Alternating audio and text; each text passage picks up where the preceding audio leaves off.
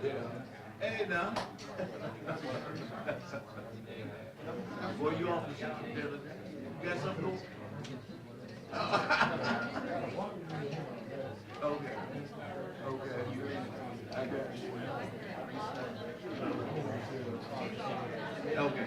Oh, are y'all going? Are you going to?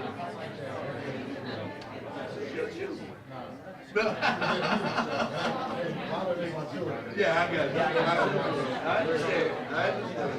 Do your community engagement, brother.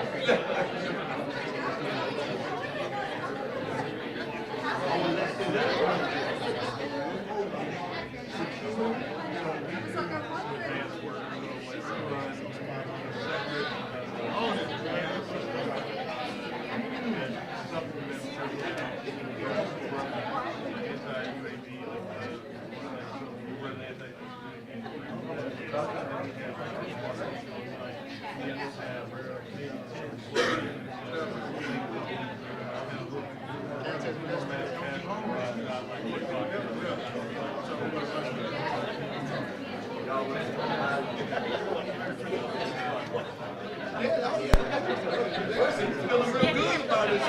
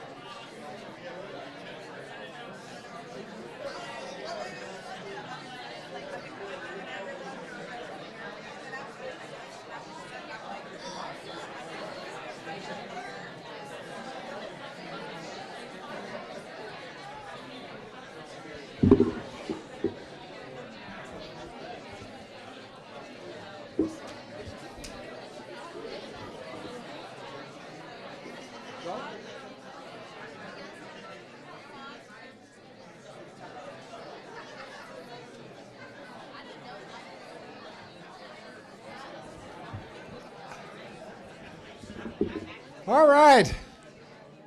Wow, a lot of excitement in the room. Really impressive turnout. So I really want to thank you all for being here on this very busy week with the Derby and with finals week and commencement coming up. So thank you all for being here. Really appreciate the turnout.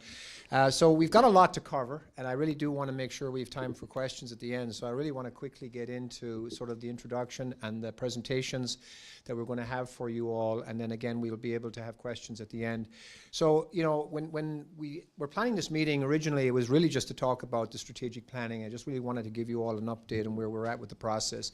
But I also wanted to time it coincidentally with sort of the release of the survey data that had been collected in 2023, which a lot of it was around 3 surveys that were done during that period of time that hadn't been reported out, and I wanted to take this opportunity to report it out. And as you see from the presentation of the data, there were a lot of issues identified in those presentations and in the data that was collected, and I wanted to make sure that we shared them all with you, and for you all to know that I certainly own it. That data reflected, certainly concerns that were there that I don't for a second believe that are still not to be addressed, right? So really what I wanted to do was to tie those concerns with the strategic planning process, because one of the things I will be charging the group going forward around the pillars of work, which of course a lot of the issues that came up were related to that pillar, is how we actually actionalize some action items around fixing them. And Bob Goldstein and his team have been working hard on sort of where the intersectionality of all these surveys, where the common themes were. So I just want to really acknowledge Bob for his work and his team around this. So with that, I'm going to introduce Bob, who's going to go for about 15 to 20 minutes on the presentation of this survey.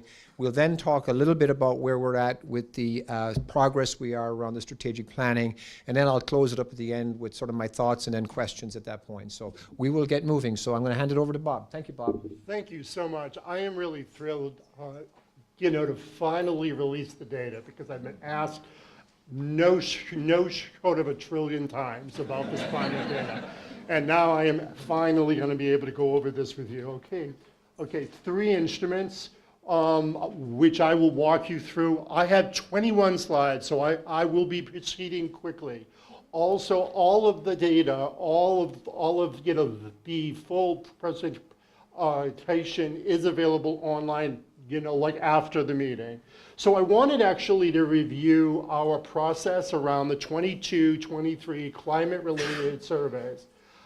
We met with President Schatzel and Provost, Bradley at the end of October, of 2024. We provided a high-level overview of the data.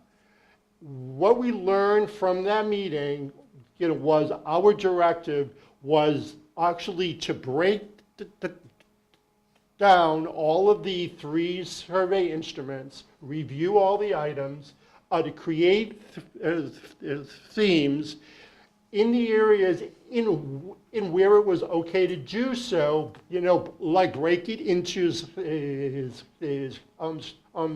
subgroups, also to create areas of interest, and if there was like anything meaningful or like significant, to please identify that.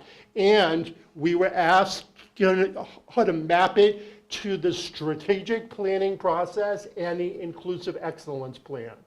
We presented at the end of November, and we represented once again to the chief academic officers in April of 2025.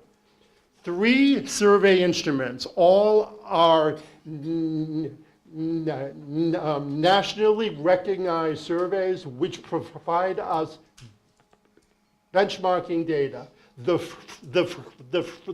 first survey is the collaborative on academic careers in higher ed. It's sponsored by Harvard University and included full-time faculty. The second survey is the ERIES survey, and that is a staff survey, and was actually requested from the Office of Institutional Equity. And the last one is the Great Colleges on a Workforce survey, and that was a random sample of approximately 1,200 employees, including faculty, staff, and administrators. So we'll get into these surveys now. So this actually happened in 2023. The primary objective of this survey instrument is from the perspective of full-time faculty. It is aiming to assess, the academic workplace for full-time faculty. It presents us with a robust data and allows us to do 5 peer comparisons. So it happened twice. It happened in 2020 and also in 2023. In 2020, an area of strength was identified as senior leadership. In 2023, no areas of strength, were defined.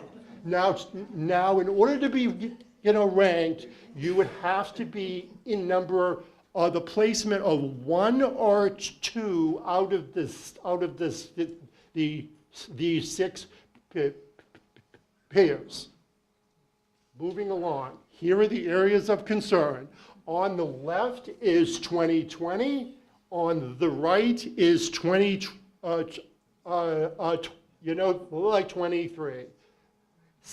8 were identified in 2020, all highlighted in bold, and in 2023, there was, it increased, to 10.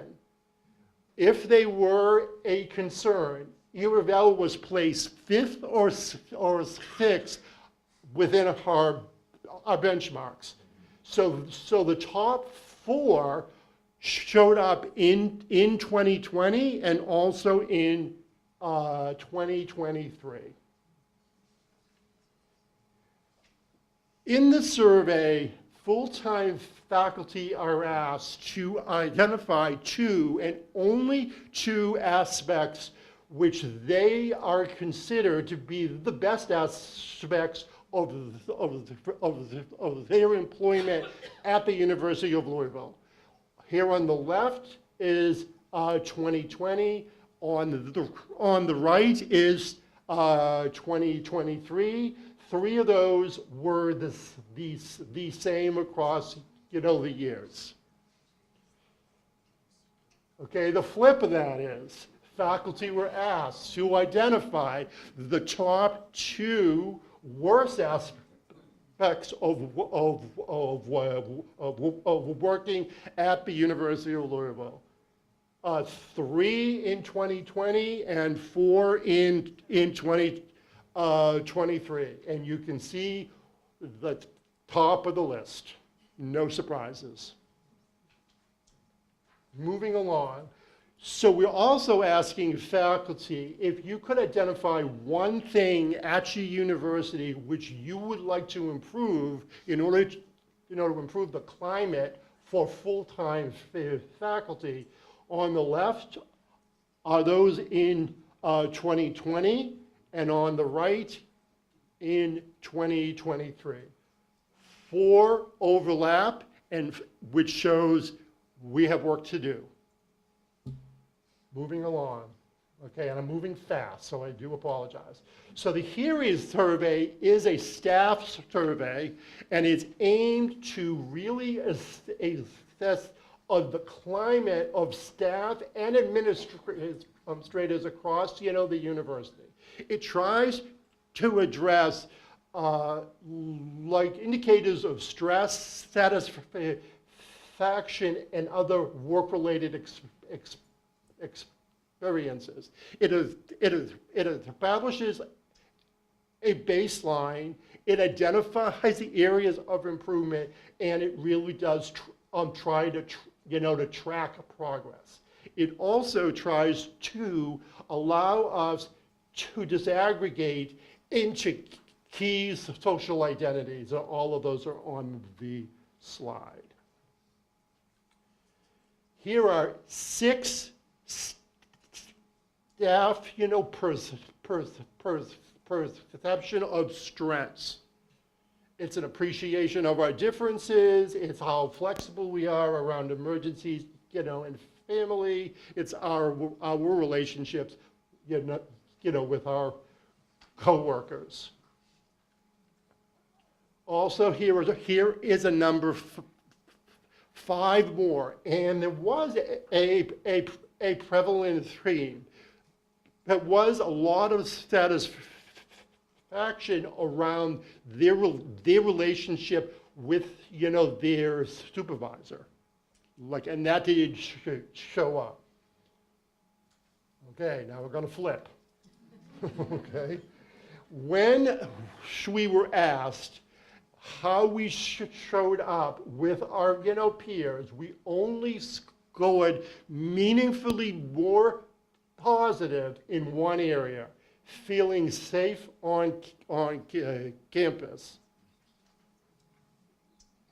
Less positively, meaningfully less positively, and please see the footnote, because it's in defect size, and all of this is in the the full presentation. So where we were less was our parents in our campus. We had some concerns or perceived concerns around the timeliness of our responses to the sexual assault and emergencies. It dealt with equity, of salary, and our cuts was a sign of stress or a source of stress. And we have a few more. There was the outcome of our administrative, responses around emergencies and assault, retirement, and also salary. Moving on to the last survey. So the great colleges to work for survey was a survey originally developed, through the Chronicle of actually higher ed, and it attempts, to measure the quality of the employee workplace experience. Just as a reminder, 1,200 random sample of faculty, staff, and administrators. Here is the data. So the top 10 overall are as follows. If you go all the way over and scroll to the right, you will see if that shows up in the subgroups of either faculty or staff. Here are the bottom 10. Once again, here are some common themes, and over to the right is if it showed up for faculty and staff. So one of the things key, to assessment is closing the loop. How do we use actually our data? So the question before us is, please describe, the intersection of all of the survey instruments. And here is our results of an overall. On the left are the negatives. No surprises here. Clearly, I think there have been issues around salary and comp and cuts in the department, as well as shared governance and also recognition from administration. The other side of that are the strengths. It was our commitment around diversity, our departmental support for work-life balance, and our supervisor and program chairs. Effectiveness, excuse me. Here are the negatives for only faculty. You will see on the left, the negatives. And on the right, the only thing, that showed up, was academic freedom. Okay? This is it for our staff and administration. On the left are the negatives, salary and compensation, how we communicate, and how we recognize. And on the right are, the positives. So the question in front of all of us is how does this actually map into our strategic planning process? So what we did was, across all of the three instruments, we figured out in what survey it actually showed up, and we analyzed the data appropriately.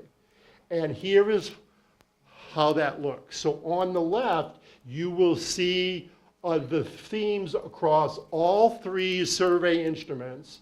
The second column is actually the instrument in where it was actually referenced and analyzed, and if it showed up in our strategic plan and within the inclusive excellence plan.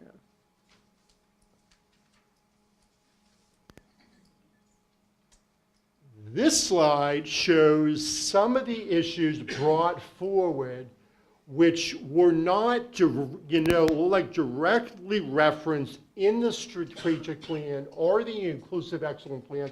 However, though, are being addressed in other campus, wide initiatives. So as you, recall, you express, concern of the appearance of our buildings, and clearly you are seeing a lot of construction and a lot of renovation. Also an area of concern was our response rates to sexual assault and other emergencies. And I drilled into the data, and 49%, 49% are addressed in one, day. 90% in one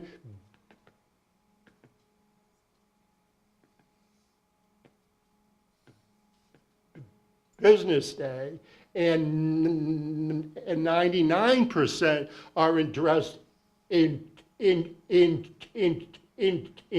business days. So the average, response rate was, was 8 hours, and a median 3. And in conclusion, here are some of the limitations. some of the formatting of the data and the national instruments really don't allow us to drill in to the units or into the departments.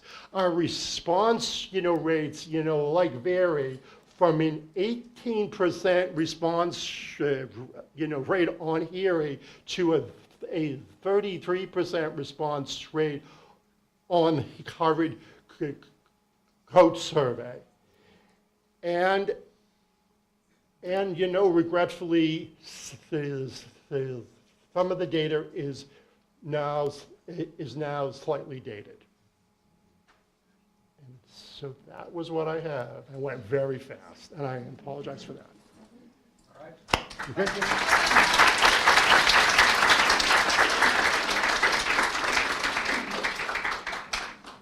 Super. We'll go again. Yeah, if there's people in the hallway, come on in. I know. If you have an open seat next to you, raise your hand. We don't want to sit Yeah. in the front row. Yeah. Don't sit in the front row. You might get questions. All right. So, It's locked, so people aren't able to get in and out now. all right. So there's more seats up here. There's another seat up on top here. There's some seats here in the front if people want to take advantage of that. So there's more seats available. All right, so again, we'll take questions from the whole group later on, but we'll kind of quickly go into an update on the strategic planning process, because again, I wanted to make sure you get all the information. But I wanted to thank Cherie Dawson-Edwards and Dr. Alma Yajovic from the School of Dentistry, and we all know Cherie from the Office of the Provost, who've been the co-chairs of the current strategic plan, and also have taken on leadership of the new strategic plan. But I've asked them to come and give you a little update, and then we'll get a little bit of an update around the 4 pillars, and they'll introduce you to the folks who are leading those. And at the end, I'll come back in and we'll tie it all up together, and then we'll take questions. So with that. Thank you, Dr. Bradley. Good afternoon. As you know, we have current strategic plan ongoing, and hopefully we're going to wrap it up at the end of this year. But at the same time, we have to plan this new strategic plan. So we decided to continue with these 4 pillars that we have in current strategic plan, because they really are reflecting our core values of our university. And we have a lot of initiatives wrapped into these pillars, so we're going to continue with the same pillars. They're actually going to be foundation for us as we navigate through this change and to define our priorities and initiatives and ultimately build a stronger university community. Before I start too much into that, I would like to invite all the members of the committees, of these planning committees, if they're here with us, to stand up and please be recognized, because your time and dedication and leadership is really important for this process.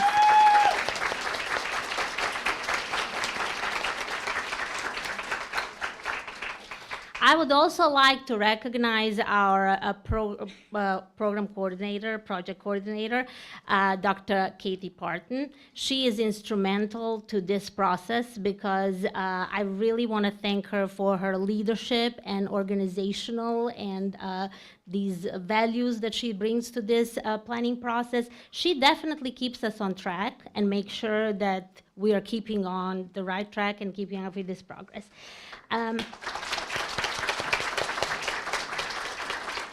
Thank you. You're going to see that planning committees have certain numbers of members, and I just want to make a short remark because of that.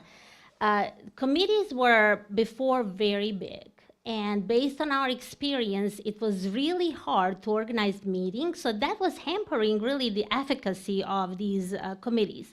So we decided to address this by making smaller committees, but picking people who have multiple roles in this university community. So they'll bring several different perspectives to the table. Also, we like to include all of you. We would like to include everybody and you'll see later, we're going to provide a lot of different avenues and opportunities for everybody to be heard and to give us input, because this is not our strategic plan, this is your strategic plan. So we really, really want to ensure that's successful and that all of these issues that we presented are addressed. Thank you.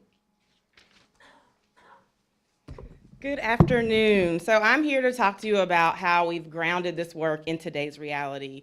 One of the things that we are doing this time that I don't believe has been done before has had each committee pillar, each committee from the pillars do an environmental scan. And for those of you who have like an org behavior theory background, you probably know what that is. And many of you are probably familiar with the SWOT analysis, which is more of an internal look at your organization. We are all doing a PESTEL analysis. And the PESTEL analysis focuses on political, economic, sociocultural, technological, legal, and environmental factors that impact our institution. We find this important because we want the strategic vision to be forward-thinking and grounded in our current reality. These scans help us understand not just where we are, but where we are headed and how to proactively prepare for the opportunities and challenges that may arise. We also want to talk a little bit about accountability. And so we've done a lot of work and thought about embedding accountability into this process. And so one of the things that we are doing this time is not just building the strategy, but also building the execution along with it. So we're doing a strategic plan and an implementation plan concurrently. Another thing that I'm really excited about is a new strategic planning dashboard that we are launching. This tool will make key data more accessible, allow us to monitor progress in real time, and give the entire campus visibility into how we're doing. This dashboard reinforces a critical message that strategic planning is not a document, it's a living process with built-in accountability, and we all have a role in making it real. The selection of the co-chairs was also deliberate. See our deliberate, intentional theme we have going? The selection of the co-chairs was also deliberate. These leaders are not just figureheads, but I'm one of them, are true partners working closely with the committees to guide progress, encourage transparency, and facilitate collaboration across the units. So we are really excited about the intentionality that we have this go around. I wasn't involved in the development of the last two, even though we were involved in the implementation of the last plan. But I want you to know that we are setting these goals so we can identify how to reach them, who's responsible, and how we will track progress. So all of those things are important to this process, and we want to be transparent and we want to be accountable, and that's why we're doing things like this today. So with that said, the president mentioned that we have the committee chairs that are present today. Each one of them will come up and share a brief summary of what their committee's progress is and how things are going. So I will invite the first chair, and this is the chair of the Learn Pillar, Gail Dupuy.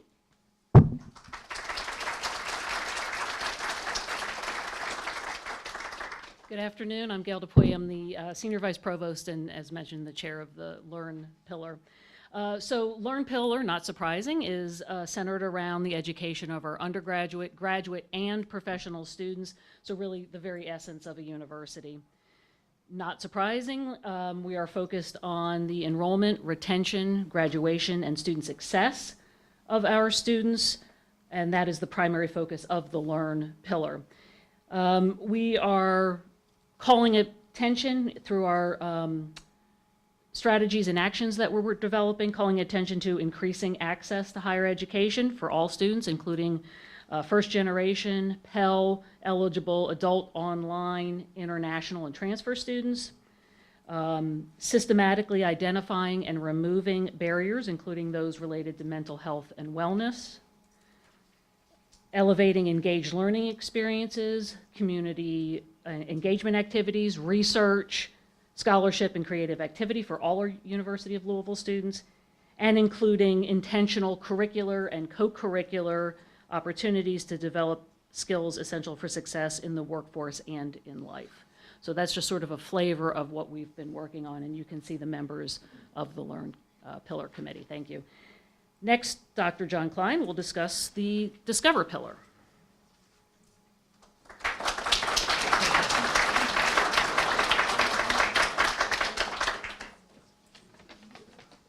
Good afternoon.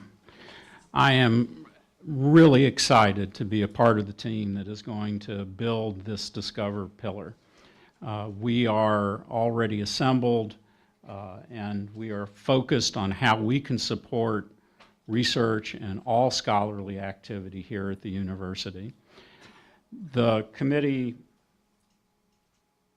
group is shown here. It represents a wide variety of perspectives and backgrounds and experiences, and they bring a lot to the table. We're using as a roadmap the research strategic plan that was completed in the fall of this year that identified areas of eminence as well as emerging areas within the university in all of our scholarship. The areas of eminence that were identified in the roadmap were the humanities and arts and social sciences, area of advanced manufacturing, environmental health, healthcare, among others. But we also identified, using competitive analysis and analytics, emerging and new strengths in artificial intelligence and machine learning, the basic and as well as clinical neurosciences, and also behavioral health, which is one of the most rapidly growing areas that we were able to document in the last year. That said, it's just a roadmap. We're open to looking under that hood and beginning to identify other emerging areas. The acquisition of new knowledge moves very, very quickly, and so we intend to open this up once again for review by all of the different constituent groups within the university. I think probably the most important thing the committee's already identified is trying to answer the question, how do we support essential research and scholarly resources that do not generate their own income through indirect costs? That is probably one of the most central questions that we can hope to address in this process. That said, we're very excited and optimistic that we're going to bring some new things to the table, and we're also very excited to hear your opinions as to what we can do to advance scholarly work here at the university. That said, I think it's time to turn to Douglas Craddock and Julie Dials, who are the co-chairs of the Connect pillar.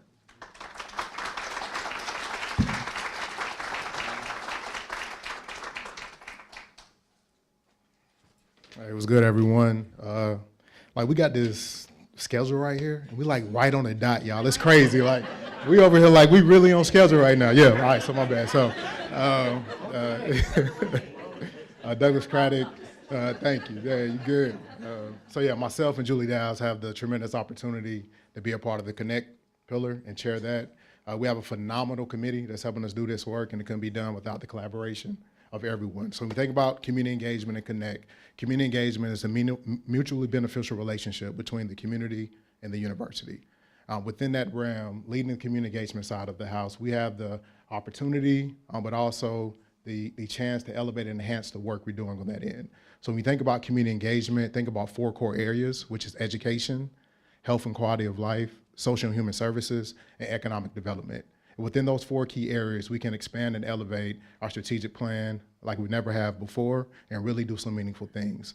And I'll end with the opportunity that we just recently had was to submit our Carnegie classification. So many of y'all are aware that we're a Carnegie classified institution as well as an R1 institute. Within that, we're one of 100 or so with that designation, and we'll receive that confirmation in December that we'll still have that designation moving forward as well. So shout out to everyone in the audience or online who had the chance to be a part of the committee. Extremely thankful for your work and all that what you do. So within that, I'll pass it to Julie Dow. Hurry. So important part of connecting is also engaging our over 160,000 living alumni, which are part of our Cardinal community. So our committee which is also representative of an alumni member, will also be looking at things like how do we identify opportunities that deepen our connection with our alumni and friends, things like mentoring students, hosting internships, engaging in partnerships. Additionally, things we've already talked about and have worked on the last strategic plan and will continue to do is thinking about things like how we measure increased giving and philanthropic support for our students, programs, faculty, and staff, tracking how our alumni are engaged, what things do they attend and are part of, and then of course, one of the things our team loves to talk about is how we start to prepare for things like a comprehensive campaign that allow us to think about philanthropy in a large way that will really benefit and rise all ships across campus. We would thrilled to have our committee part of this. We've had a great partnership working through great ideas. Love to hear your feedback, so be sure to share it. Thank you. Oh, now I'd like to introduce Cherie Backup and Daryl Clark. I know you're tired of seeing me. So not only am I co-chairing the strategic plan, I'm also co-chairing the work pillar. So yeah. So here we are. And Jerry, or the president, sorry. The president kind of introduced the work pillar before the climate study stuff came up there, right? Because it was very clear that, we have some work to do. And so Darrell and I are just going to talk to you a little bit, really quickly, on schedule, about what we are doing. So the 2023 strategic plan called for us to foster a great place to work, where faculty, staff, and administration live our institutional values. We are still committed to that. Based on the climate study slides previously presented, the work pillar has had some persistent challenges, but progress is happening. Since the 2019 and 2023 plans, we've seen the rollout of new initiatives and support structures under the pillar. The work pillar remains one of the most underdeveloped and in need of attention. And I think that's why I wanted to very much highlight our committee members, because we have a lot of work to do. And that's not to say that the other pillars don't, but we definitely do. And we have the climate data to support and evidence that. We have a committee of talented and dedicated faculty, staff, and a student rep. Shout out to the student rep, because she has to listen to all of our work stuff. That's a lot of stuff for a student. Our discussions have been centered on important topics such as retention, recruitment, recognition, systems and processes, et cetera. I'll let Darrell talk a little bit more. So obviously, there is an opportunity here. A common theme amongst the surveys was around compensation. And we want to make sure that in collecting the data or looking at 2016 was a kickoff to the implementation or initiation of the university's comprehensive salary review process. So over the past several years, there has been some adjustments across the university. Obviously, there's more work to be done. The climate survey supports that.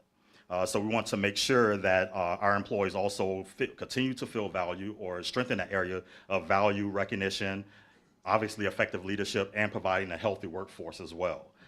These are the common themes that are appearing within our committee planning. As it relates to our collaboration and engagement, we are fully committed to closely working with the members and obviously the broader community, university community as well. We are looking for input, and our overall goal is to make sure that we build a shared understanding of the work pillar that obviously ensures that everyone has a role in shaping it. And I will turn this over to Provost Katie Cardarelli.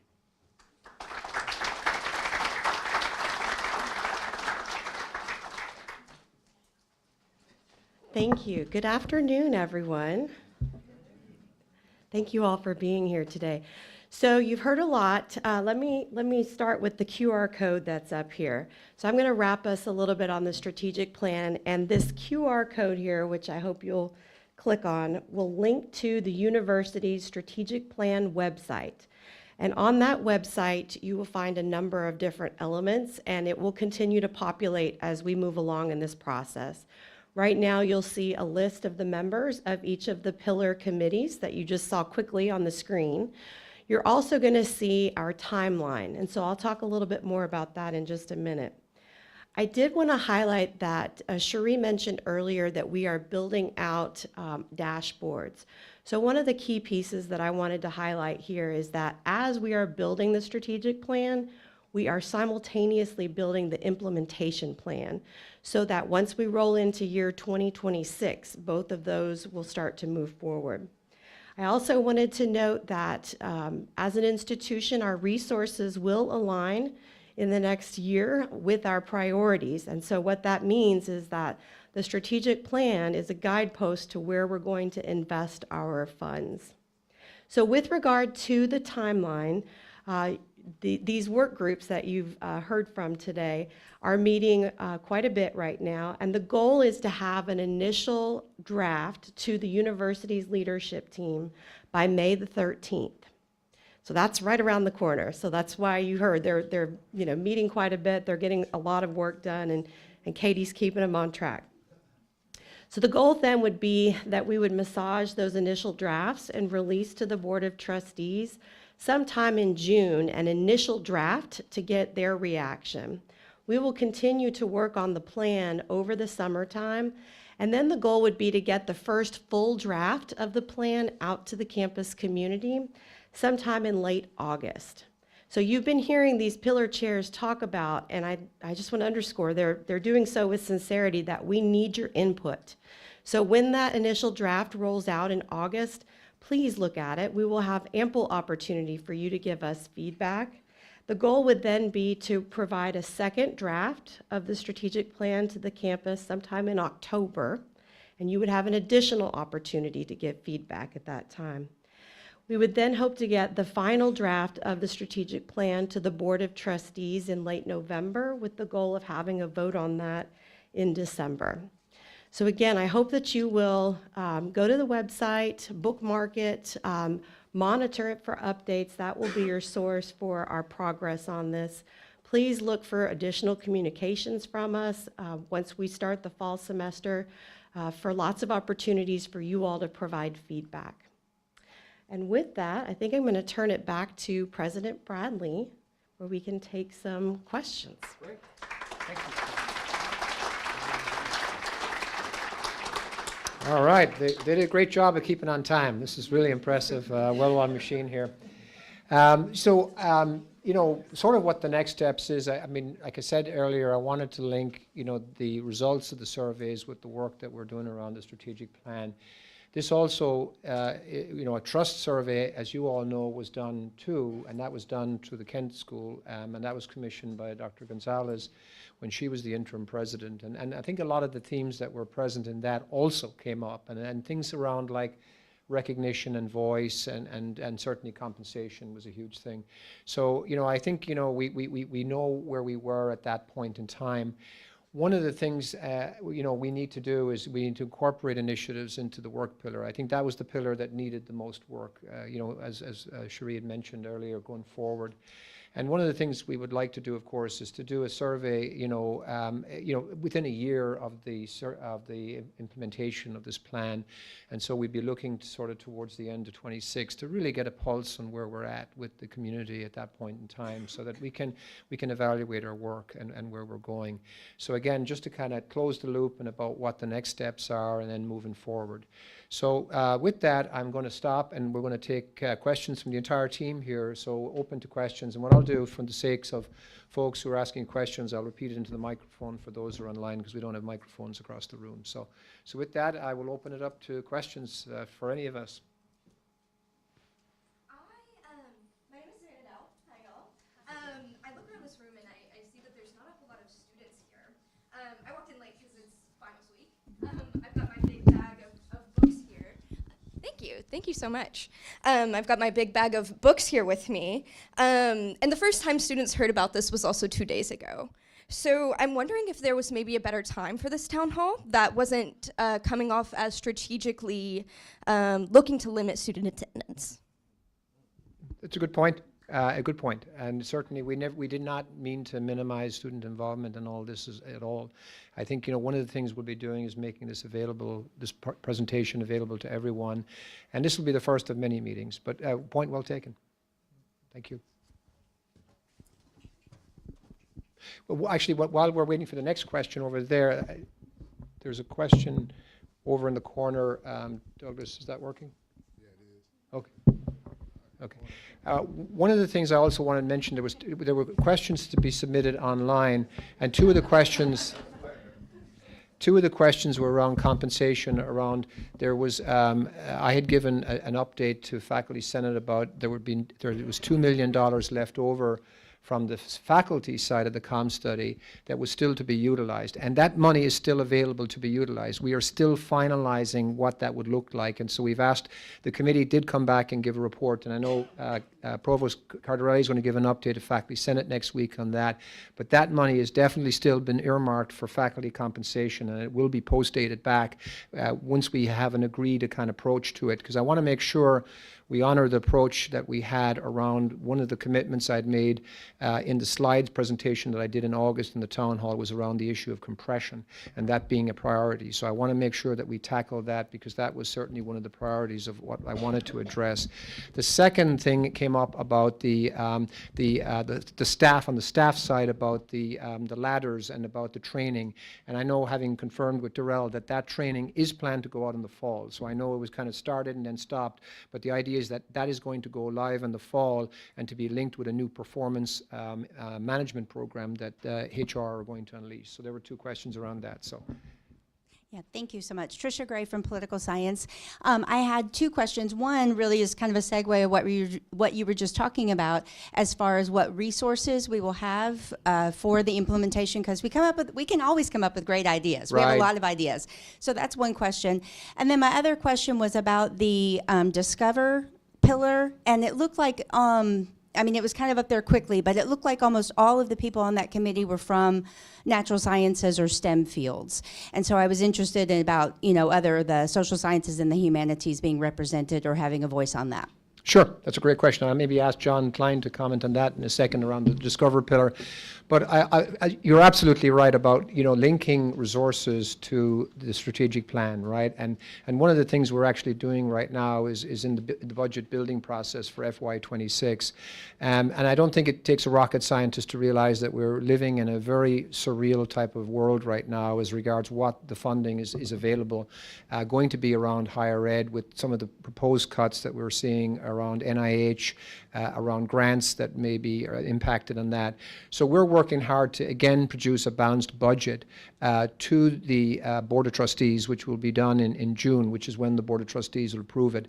But I will tell you that we are linking, our strategic priorities around very much what we linked around in FY26, and that was around compensation for our people, it was around research, and it was around student success. And these are sort of the three pillars are in there. So how much is in those buckets is still anybody's guess based on what happens here with some of the funding that we are reliant on to come in. But we are working on levers that, we're working on additional revenue levers, which every university has to do now in view of the fact that we know we're going to be impacted. We don't know to the extent of it, but we know we're going to be impacted on the extent of indirect cost recovery from grants. We're going to be impacted on Medicaid reimbursement, which impacts the hospital system, but it also impacts the state economy, which also then could indirectly impact state appropriations. So there are a lot of things in play here that we can't control. And I think that goes back to sort of the pestle analysis that Cherie Dawson-Edwards mentioned, because, again, we need to make sure we're very conscious of what's happening around us in the environment. So with that, I'm going to ask John, do you want to make a comment on the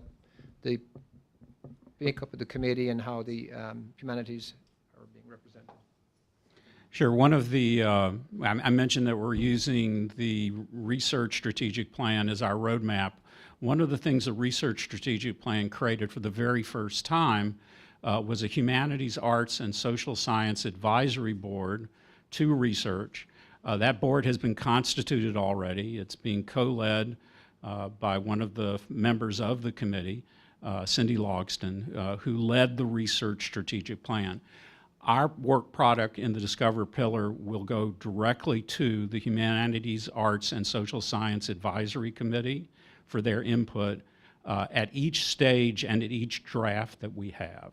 And so we feel confident that we have very good representation, even though they're not permanent members of the committee.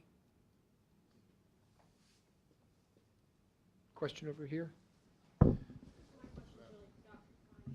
Oh.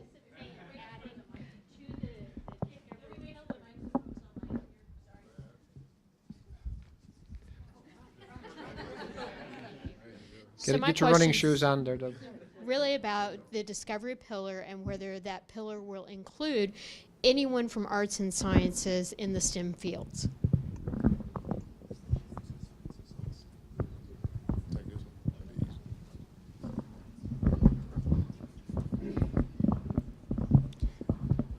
I don't have a good answer for that. I think that, the intersection of STEM and arts and sciences is a critical one. We've actually recently constituted a group to look at the intersection of artificial intelligence and its effect on society, and invited to that group, members from philosophy as well as engineering. So there's precedent for that sort of thing. If there's a group that's established that looks at that intersection, then just like the HASS group, then we'd be happy to have them comment on the work product of the committee. We've met twice, so it's a little late to add people to the committee, but if that's allowed, then I'm open to that as well. I just have to consult with my bosses over here.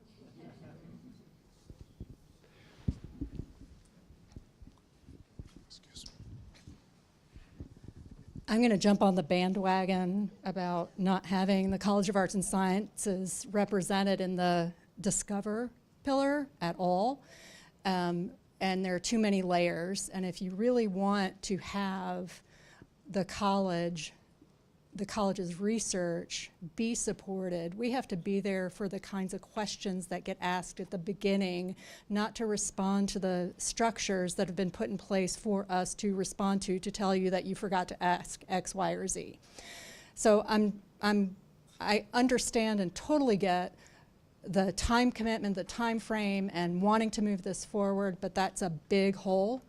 I also think you missed a big opportunity in these pillars around the Connect pillar, and it reveals a lack of understanding of engaged scholarship that could come into the Discover line, perhaps, Discover pillar more easily, but it's absent from your Connect pillar. I might suggest that that be changed to community partnerships and business and workforce development, because it's not about community engaged scholarship.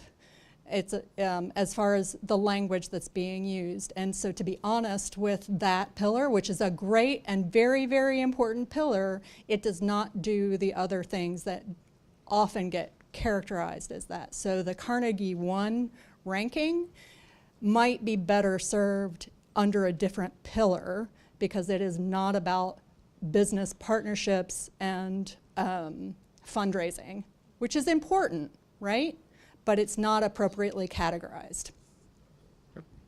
Thank you. I mean, that's great feedback, and certainly you take it on board, and we're certainly not done. And Douglas, do you want to comment on that? Yeah, so I can comment on the community engagement scholarship standpoint. So Carnegie is built on community scholarship, engaged curriculum, as well as partnership and outreach. So it's embedded within the work that we're doing around the scholarship piece and the engaged research as well. So it's in the pillar. It wasn't mentioned. Yeah, so partnerships and outreach and community engagement research and scholarship is embedded within it. So you'll see it more as it's fleshed out, but we're trying to stay on time too. So great question.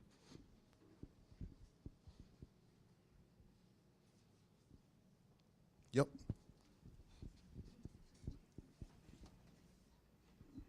Hi, Melanie Gass, Sociology, United Campus Workers, and I'm wondering how people, faculty, staff, and students can provide feedback and ask questions, given that throughout the presentations, many, if not all of the presenters said that people will have opportunities to provide feedback and ask questions, but I didn't see a actual infrastructure for how to do that, other than this town hall feedback form. Thank you for that question.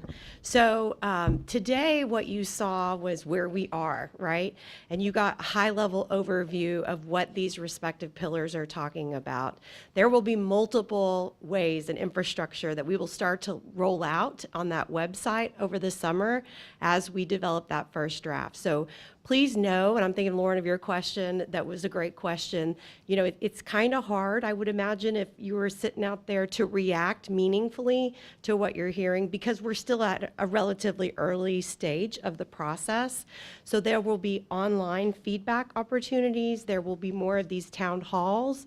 There will be lots of different ways that you will be able to provide feedback.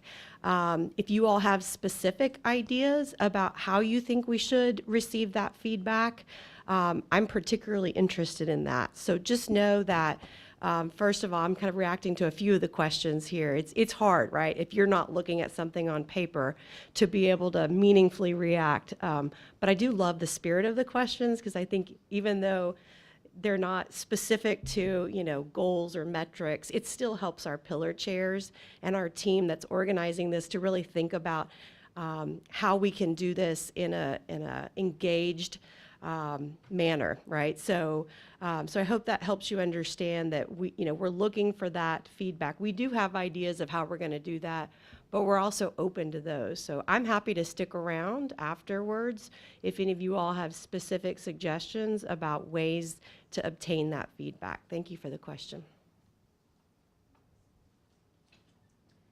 Douglas, there's a question. I bet I was listening. Okay. Kristen Brown, Delphi Center. So earlier in Bob's presentation, there was, looking at the surveys, there was a comment about, there was a slide showing what's being done to address some of the areas that we didn't score as well, and it had to do with department budget cuts and the source of stress. And there was a real brief explanation in the column, something like guidelines have been given to departments. Can you just give a little bit more clarity around what that means? Could you repeat that final part? Yeah, there was a column that identified how things are being addressed, and it said something like guidelines were given to departments or something like that. So what happened was that when Bob presented the intersectionality of all the problems, what they did was they wanted to go back and map where we've been actually working on over the last 2 years, because one of the things that Lee's office has done has developed an institutional equity plan, and they have pillars around it. And we also knew that there was work that we were doing around the COM study. And so if you remember back in 22, 23, we hadn't even really got the results of the COM study at that point in time. So what we tried to do was to link where there were actual steps have been taken around those themes that were there. So they were just sort of linking where we feel like we started the work on it.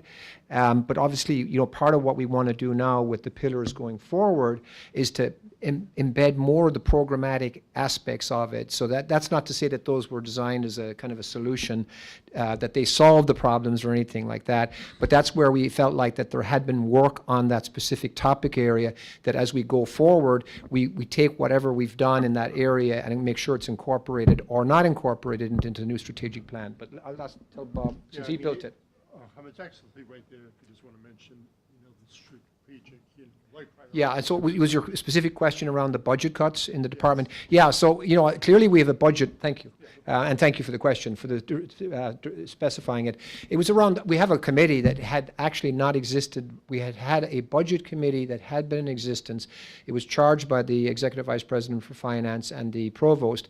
That had existed over the life of this new current budget model for 4 of the last 5 years. It did not exist in the year before last, but this year it did exist again, and it did go back and review the principles of how we were operating it. And again, that committee was put together with the perspective of shared governance, because we had students, we had faculty, trustee representatives on that, and so a broad group. And again, so there is the opportunity for broad, input on that. And what we're going to continue to do is to be more, shall we say, forward with the budget building process going forward into next year, because what I'd like to do is to have a town hall like this right around the time of May, when it becomes before it gets even to the Board of Trustees, so that you all get a sense of where it's at too, because it's a process that starts in January and it goes right through June, and of course every month, every week it's changing based on what's happening in the landscape right now. Thank you. Great question. Question way in the back there.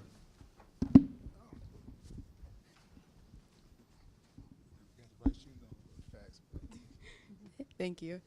Hi, I'm a student here. I just have a question. A lot of faculty commented about how they were really happy about how administration promoted diversity. With the passing of HB 4, how would that actually impact the strategic plan? Yeah, absolutely, a fantastic question. And of course, one of the things that we are working on right now, one of the things that I've charged the Executive Vice President and Interim Provost, Dr. Caterelli, and Angela Curry from our legal counsel, is we have 4 different groups right now working around the areas that we need to address to be in compliance with House Bill 4, which has a timeline of around June 30th. We also know that there was a Dear Colleague letter that was released by the Department of Education that has now had a stay order issued on it. And of course, our challenge is, we have to be compliant with the law. We are a state institution, but how do we celebrate the fact that we are extremely diverse campus? And we saw that in the results of the surveys, that it was seen as a area of strength in, I believe, 2 of the 3 surveys among the different groups, that this campus prides itself on being a diverse, inclusive campus. And that what gives me great comfort as we face the headwinds going forward about we still need to create, the word diversity is not banned. We need to celebrate our diverse campus, and we need it to be an inclusive campus. And I think part of the mission and vision and value statement work that will go on during the strategic planning process is to make sure that those mission and vision and values are re-emphasized, that they are a part of who we are. And that is really to support everybody in their space. And we do that in an intentional way as best we can, and to be compliant with the law. But great question. And those, those works, committee works will be going on right throughout May and into June. So I think we have time for one more question over here on the right-hand side. I knew Douglas needed a little bit more steps and to get a few more. Hi, I'm Emily Ravenscraft with the College of Arts and Sciences. I wanted to ask a question as a staff member when you talked about the career ladders. So this was something that was promised to us in October of last year, and now we're looking at another year. I went to the initial training, and I had not gotten any feedback and didn't know it was on hold. So where are we? What are the updates on that? And will there be better communication as we go forward with these updates? Do you want to take that, Daryl? I'll get the expert to talk. Yeah, so great question. The career ladders isn't, to your first point about the original rollout, yes, that was on hold. What we did is reset the timeline because it was not prepared, it wasn't ready basically. Obviously I stepped in and I had to bring myself up to speed as well, but it wasn't just about me. The feedback that I received from not only the team as well as the individuals developing the training was that it wasn't there, along with our vendor. So when we rolled out the initial trainings on our new set timeline, the initial one was just to educate everyone as to what career ladders, career progression is. So we're still on that timetable. As we go into the fall term, the next wave of that is going to be the education for both managers and supervisors and how that fits within the our performance management tools as well. Like how does that benefit? Because it's all it's all part of the same process. You can't divorce career ladders from the performance management, from the compensation and things of that nature. So you have to kind of make that whole thing fit. So the team is working on those things. I just had a meeting. My most recent meeting was today with Laura. She's championing those the initial phase for the performance management component, and we're fitting all of that together. So as we roll into the fall, you'll see that next phase roll out, and then for implementation in 26 for the next evaluation cycle. All right. Thank you so much. So just sort of the next steps, what's happening here. So based on, after this meeting, there will be a link that will go out on U of L today that will be the link for folks to go on to SharePoint. It'll be a site where people can really dig into the surveys, and get into more detail around those surveys. There also will be a cue card here around feedback that you might have based on this town hall. I believe that's right there. I knew I wanted to make sure I had the right one. So you can provide any feedback on this town hall, and certainly I plan to do more of these as we go into the summer and fall. I know students and faculty who are 9-month contracts won't be here, but again, we'll try to make sure we continue to communicate via email, and then as we get into August, again, look for more of these meetings as well, where we give updates to the campus community. So with that, thank you for your time. I hope you found it helpful, and I really appreciate your attention. So thank you so much.